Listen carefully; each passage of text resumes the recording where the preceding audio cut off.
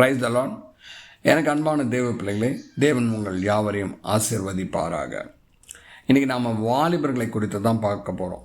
இது வாலிபர்களுக்கான ஒரு எச்சரிக்கை செய்தி தான், யாரையும் குற்றப்படுத்துவதற்காக அல்ல. நீங்கள் ஓய்வு நாள் ஆராதனையின் போது சில திருச்சபைகளை சென்று பார்த்தீங்கன்னா, அந்த திருச்சபையில் ப்ரேயர் நடந்துகிட்ருக்கோம். அந்த ஊழியக்காரர் பிரசங்கம் பண்ணிகிட்ருப்பார். ஆனால் அந்த திருச்சபையில் இருக்கிற வாலிப பிள்ளைகள் பார்த்திங்கன்னா கடைசியில் இருப்பாங்க, லாஸ்ட்டு ரோவில் நின்றுட்டுருப்பாங்க. இல்லை அவர்கள் வெளிப்புறத்தில் நின்றுட்டு இருக்கிறத நீங்கள் பார்க்கலாம். அங்கே பிரசங்கம் போயிட்டுருக்கோம், ஊழியக்காரர் பிரசங்கம் பண்ணிகிட்ருப்பார். ஆனால் இவர்கள் அதை காது கொடுத்து கூட கேட்க மாட்டாங்க, அதை குறித்து சிந்திக்க மாட்டாங்க. சில வாலிபர்கள் மொபைல் ஃபோனை வச்சு பார்த்துட்ருப்பாங்க, சில வாலிபர்கள் தங்களுக்குள்ளே பேசிகிட்டு இருப்பாங்க. ஆனால் இந்த வாலிப பிள்ளைகள்லாம் பார்த்திங்கன்னா திருச்சபைக்கு நிறைய உதவிகள் செய்வாங்க. ஆராதனையின் சமயத்தில் பல உதவிகள் செய்வாங்க. திருச்சபையில் மேற்கொள்கிற எல்லா காரியங்களிலும் அவர்களுடைய துணை ஒத்தாசை இருக்கும். அதே போல் அந்த ஊழியக்காரருக்கும் ஒத்தாசையாக இருப்பாங்க, உதவி செய்வாங்க.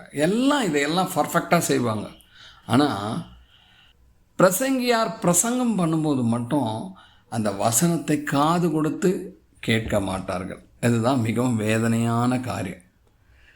இதை குறித்து வேதம் என்ன சொல்லுதுன்னா, நீதிமொழிகள் புத்தகம் 28ஆம் அதிகாரம் 9 சொல்லப்பட்டிருக்கிறதை நான் வாசிக்கிறேன் பாருங்கள். வேதத்தை கேளாதபடி தன் செவியை விலக்குகிறவனுடைய ஜெபமும் அருவருப்பானது. இது எப்படி என்றால், வேதத்தை எல்லாம் நான் கேட்க மாட்டேன், ப்ரேயர் டைமில் மட்டும் அப்படியே கலந்துட்டு நான் ஆண்டவரிடத்தில் ப்ரேயர் பண்ணுவேன், இல்லை என்னுடைய தேவைகளுக்காக நான் போய் ஆண்டவர் சமூகத்தில் ப்ரேயர் பண்ணுவேன் அப்படின்னா நிச்சயமாகவே அந்த ஜெபம் வீணானது. அதை ஒரு நாளும் தேவன் கேட்க மாட்டார். அது அவருடைய பார்வையில் எப்படி இருக்கான், அருவருப்பானது அப்படின்னு சொல்கிறார். ஏன் வேதத்தை கேட்க வேண்டும் என்றால், வேதம் ஆத்துமாக்களுக்கான உணவாக இருக்கிறது. வேதத்தை கேட்டேனா தான் அது உனக்கு சத்தியத்தை உபதேசிக்கும். அந்த சத்தியம் உன் ஆத்துமா சீர்கெட்டு போகாதபடிக்கு உன்னை ஒழுங்குபடுத்தி நடத்தும். அதன்படி நீ நடந்தால்தான் தேவனை கிட்டி சேர முடியும், அவரிடத்துல இருந்து நன்மைகளை பெற முடியும். காரியம் இப்படி இருக்க, நீங்கள் வேத வசனத்தை கேட்காம, அது உபதேசிக்கின்ற சத்தியத்தை உள்வாங்காமல், நீங்கள் திருச்சபைக்கு எவ்வளவு உதவி செய்தால் என்ன, அல்லது அந்த ஊழியக்காரருக்கு எவ்வளவு உதவி செய்தால் என்ன, அதனால் ஒரு பிரயோஜனமும் கிடையாது. திருச்சபைக்கும் ஊழியக்காரருக்கும் உதவி செய்வது நல்லது, பாராட்டத்தக்கக்கூடிய காரியம். ஆனால் அதை காட்டிலும் உன்னை காத்துக்கொள்வது தான் முக்கியம். நீங்கள் உங்களை காத்து கொள்ளாமல் தேவனுடைய பார்வையில் உங்களை நீங்கள் அருவருப்பானவர்களாய் ஆக்கி கொண்டு நீங்கள் திருச்சபைக்கோ அல்ல ஊழியக்காரருக்கோ என்ன உதவி செய்து என்ன ஆகப் போகிறது? ஆகவே பிரசங்கியார் பிரசங்கிக்கும் போது வேதத்தை கேட்காதபடிக்கு அசட்டை செய்ய விதமாய் நடந்து கொள்ளாதீங்க. அது மிகப்பெரிய தவறு. அங்கே திருச்சபையில் ஆராதனை நடக்கும்போது பிரசங்கம் செய்யும்போது அது எல்லோருக்குமானது. நீங்கன்னா எக்ஸப்ட் வாலிபர்கள்லாம் பரவாயில்ல, கேட்கலன்னா பரவாயில்லன்னு இருக்கா? எல்லோருக்குமானது தானே அது. அப்போது உங்களுக்குமானது தான் அந்த செய்தி. நீங்கள் ஆர்வமாய் தாகத்தோடு இன்றைக்கி ஆண்டவருடைய வார்த்தை என்னை நோக்கி என்ன வருது, எனக்கு என்ன எச்சரிக்கை கொடுக்குறார், எனக்கு என்ன கற்றுக் கொடுக்குறார், என்னுடைய வாழ்க்கையின் அடுத்த நிலையை நான் அடைவதற்கு என்னெல்லாம் எனக்கு உபதேசிக்கிறார் என்று ஆராய்ந்து பார்க்க வேண்டும்.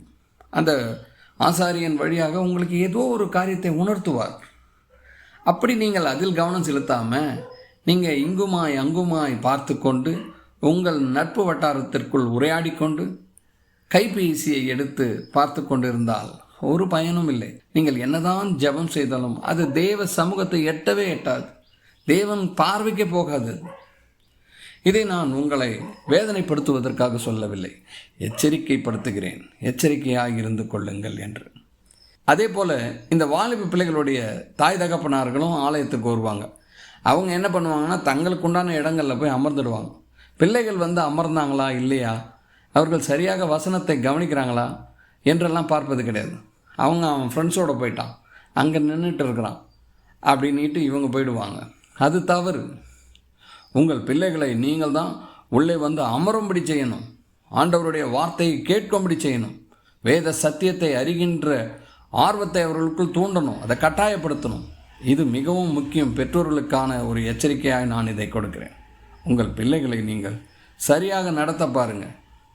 ஆலயம் போவது முக்கியமல்ல, எதற்காக ஆலயத்திற்கு போகிறோம் என்பதை உணர்ந்து அதை சரியாக தங்கள் நடையை சரியாக காத்துக்கொள்வது தான் முக்கியம். ஒருவன் பயணச்சீட்டு வாங்கிட்டு தொடர் வண்டியில் பயணம் செய்து போக வேண்டிய இடமும் வந்து விட்டது. அவன் இறங்கி போகும்போது பரிசோதகர் அவனிடத்தில் பயணச்சீட்டை கேட்கும்போது, ஐயோ நான் எங்கோ தொலைத்து விட்டேன், நான் வாங்கினது உண்மை, பயணம் செய்யும் போதும் என் இடத்துல இருந்தது, ஆனால் வரும் வழியில் எங்கேயோ தொலைத்து விட்டேன் என்று சொல்லும்போது பரிசோதகர் அதெல்லாம் ஏற்றுக்க மாட்டார். எனக்கு தேவை டிக்கெட்டு, நீங்கள் அந்த பயணச்சீட்டை கொடுத்தா நான் அனுப்புவேன், இல்லைன்னா உங்களை என்னோடு கூட அழைத்து செல்வேன் அப்படின்னு சொல்லும்போது அவன் எவ்வளவு வேதனை அடைவான். அதுபோல் உங்கள் நிலை மாறிவிடக்கூடாது. வெறும் ஆலயம் வரை வந்து தேவனை அறியாதவர்களாய், தேவ வசனத்தை அறியாதவர்களாய் உங்கள் வாழ்க்கையை நீங்கள் நடத்தி கொண்டு போனால் அதில் ஒரு பயனும் இல்லை. நீங்கள் நன்மையை அடைவது கடினமான காரியமாய் மாறிப்போய்விடும். இன்றே மனமாற்றம் கொள்ளுங்கள். தேவாலயத்திற்கு வருவது எதற்காக என்பதை உணர்ந்து நடந்து கொள்ளுங்கள். அப்போது உங்களுடைய கடைசி கால வாழ்க்கையில் ஒரு நன்மையும் குறைபடாது.